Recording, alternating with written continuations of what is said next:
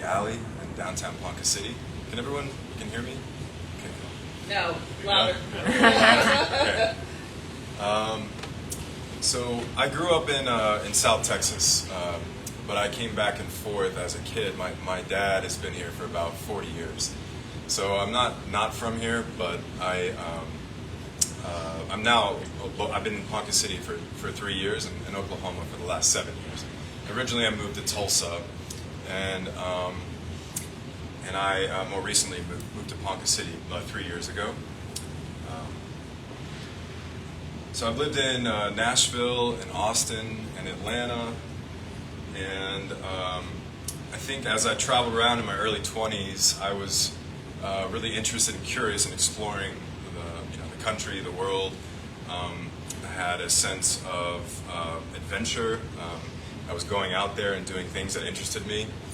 And as I got closer to my 30s, I was looking for more stability and balance. And I'm not sure if you guys know my dad, Ron Hammock. He runs a company called SEL, helps people with disabilities. And he offered me an opportunity to work for him. And I was looking for a place to call home because I had been traveling so often, so many different places. So like I said, I've been in Oklahoma about 7 years and Ponca City for the last 3 years.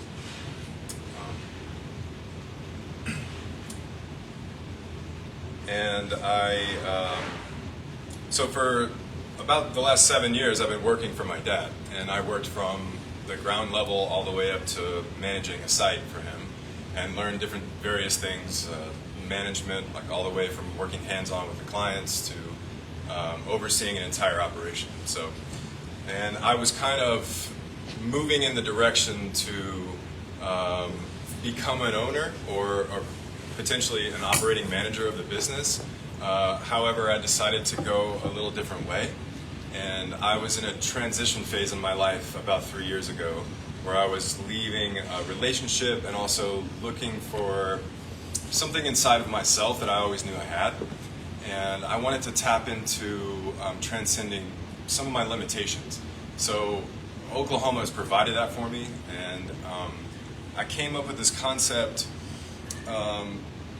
called the Alley about 3.5, 4 years ago. Again, this transition period of my life, and I saw this space downtown. I love downtown Ponca City. I think it's really unique, and I think there's a lot of really cool opportunities down there. And originally, I just wanted to use the space as my studio. I wanted to paint and work with other artists, use it as a gallery. But as I went along, I realized that it could serve as something more than that. And it was about a 2-year adventure to clear out the space and get the permits and the certifications and work with the city in order to change the purpose of the building. Because originally it was meant as a furniture manufacturing warehouse for Paris furniture. So it was built in 1914, and that's pretty much just served as a warehouse for the better part of 75, 80 years. So I knew that the Alley would encourage me to get outside of my comfort zone and have new experiences. I was interested in connecting with the community, and I was interested in the economy of business as well, like working with small business leaders, community leaders. I was interested in the economy of the downtown space in Ponca City.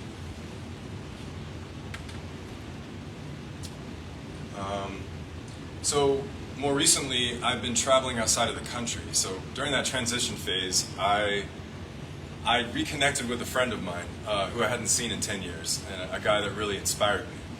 And his name's Steven, and he's a really integral part in the last 2-3 years of growth in my life. And what he does is he did expeditions for men around the world. So we go on these wild trips for 2 or 3 weeks. It's like a third of it is like freelancing. You just get to kind of explore on your own. The other third is like historical. You get to really involve yourself with the culture of where you're going. And then the last third was a physically oriented challenge, like whether we were hiking through the jungle in Guatemala, or we were climbing a mountain in the Andes. It was something to push us out of our comfort zone and overcome physical challenges, which would kind of aforementioned the transcending limitations. I mean, it's all about empowering the individual. And during this time, the last 2 or 3 years, I wanted to tap into what I was capable of. I mean, these are things that are universal and that make us human. And I've always been interested in running my own business. I never knew quite what it was going to be.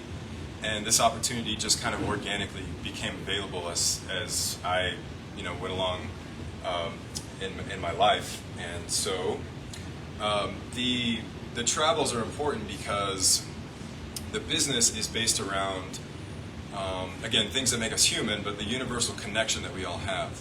And when I went to South America, I learned, I was involved with, in the Andes, you have these little small cultures that are still just almost disconnected from, what we consider, the marketplace, and shamanistic culture, health and wellness.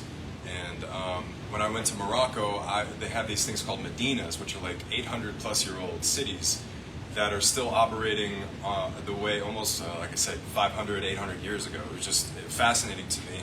And how I was really curious, so I asked a lot of questions about how the government and the state and local governments were involved in propping up these artists and giving them grants or interest-free loans or low taxes on what they were doing, free shipping I bought a fountain for my mom.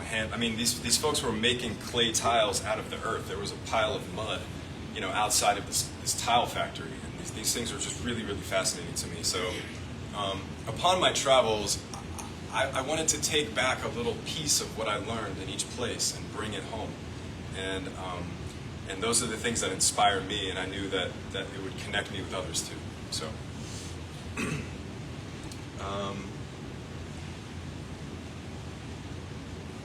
So the alley is about connection, creativity, and community. And I like to conclude my background as just speaking into the fact that I'm an artist, a dreamer, and a thinker. And so that's who I am in a nutshell. So, and I have a couple of the questions. So,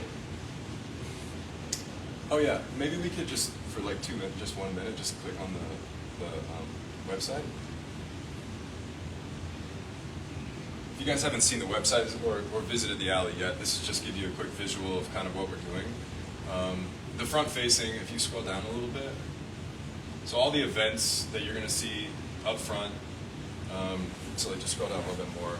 These are the things that are upcoming in the alley. Various live music events, local and regional artists. Can you click on rental? And scroll down. And again, if you haven't seen the space, this is what I turned it into. I'm very proud of it. It's really cool. It's about 4,000 square feet, and it's got a mezzanine up here and a big listening room and a bar and 2 garage doors that we can leave open when the weather's really nice. So I just wanted to show you a couple visuals of the space if you hadn't seen it before. So why entrepreneurship? I have a quick story about myself. When I was in the 2nd grade, anytime my teacher would show a movie and she'd turn the lights down, I'd get really restless. I was a really curious, restless person. But what I did was I had this idea that to keep myself busy, I snuck around her desk and grabbed a couple paper clips, and I would bend the paper clips into the initials of a girl that I liked in the class, and just to get her attention. And what I noticed was another kid a couple of desks over noticed what I was doing and was really interested in these paper clips. So I was thinking to myself, at the time that this person really wanted these things. So I was selling Now I was selling paper clips, and bending paper clips into people's initials, for 50 cents, and I come home with like $2.50 or $3 in my pocket. My mom was like, "Where did you get this money?" And I think early on I just had this sort of entrepreneurial spirit about what I could make and create that brought value to people. And even further than that, I would, when I was in elementary school, they still had pencil dispensers. You throw a quarter in and you get like an eraser or a pencil. So I would take all the money that I made from the paper clips and buy all the pencils and upsell them to my classmates and tell them how, hey, look at this sparkly pencil. This is the golden ticket. You need this one. You know what I mean? And so I was already developing my sales techniques and just my artistic abilities at that age. So I mean, that was something that I started really early on. So why? Okay, excuse me. So. And furthermore, I feel like I have the curiosity, the work ethic to make an original concept work.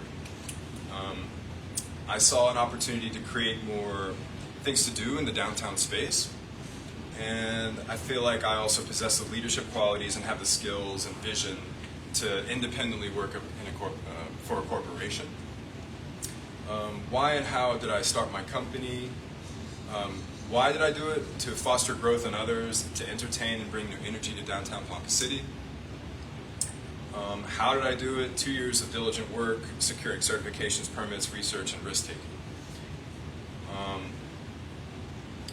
If you want to see the next slide. Okay, so what have I learned along the way? So aside from the technical part of starting and running and operating a business and also working directly with people, I also have another, how are we on time, sorry? Okay. So there's a man called Jeffrey Allen, and he is, there's an online platform called Mind Valley, and you can watch different exercises and programs you can go through, and this guy has really struck me. He's on the kind of the spiritual healing side of things, and he works with energy. That's what his title is. He's an energy worker. And so the story about him transitioning from what he was formerly doing to what he's doing now was really interesting to me and kind of set the platform for my perspective going into opening the alley.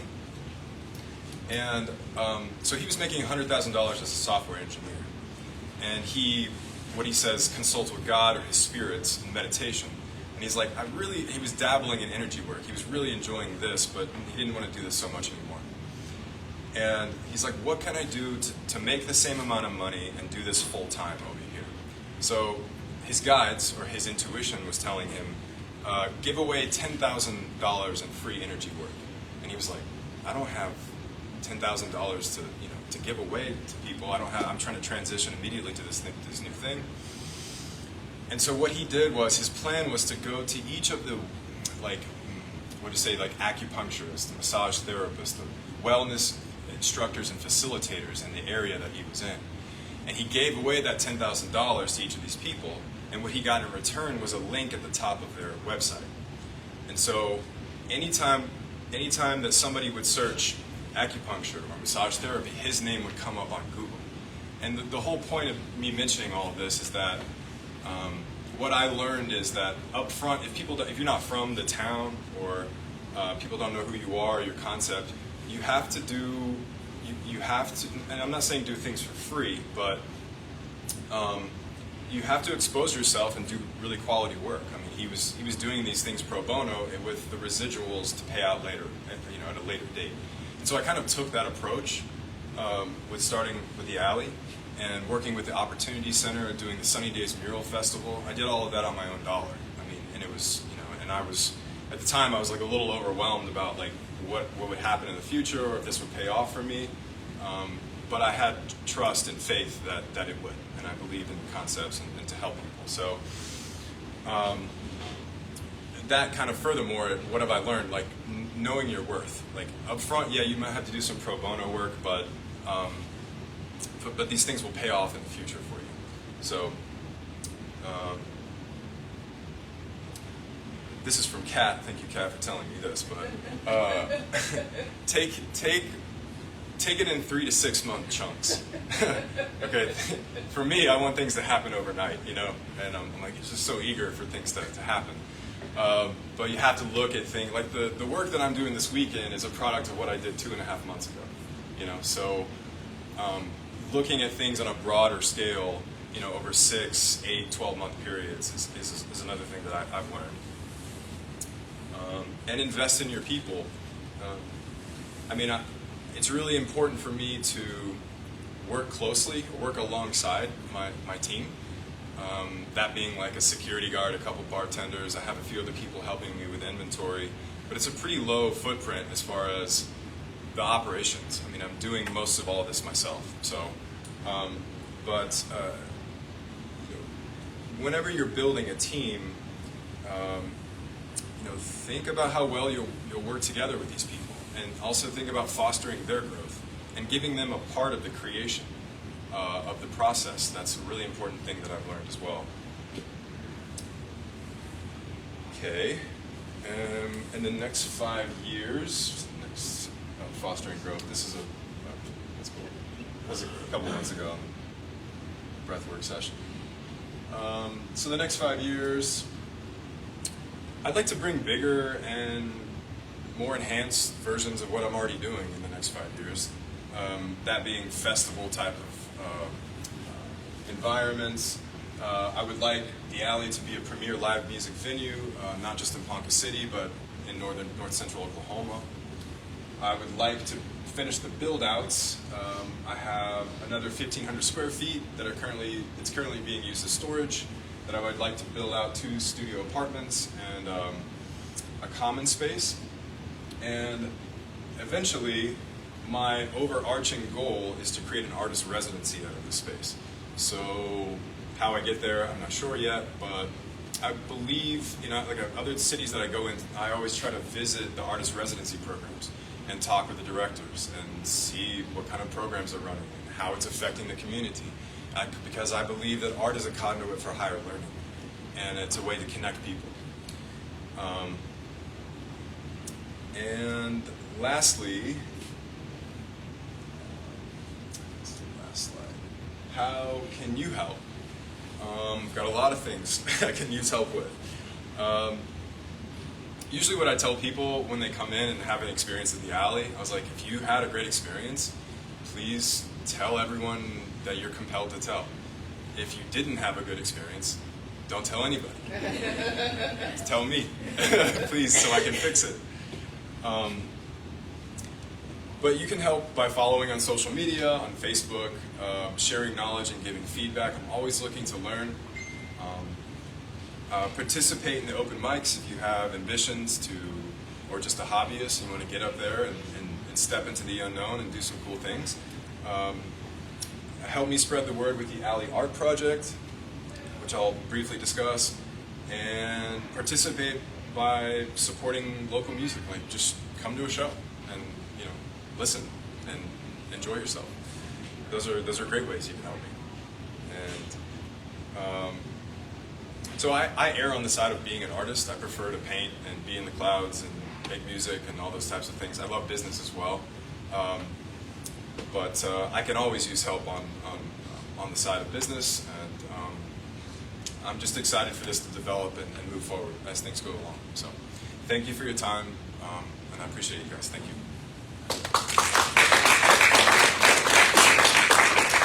Do you have any questions? What's your capacity?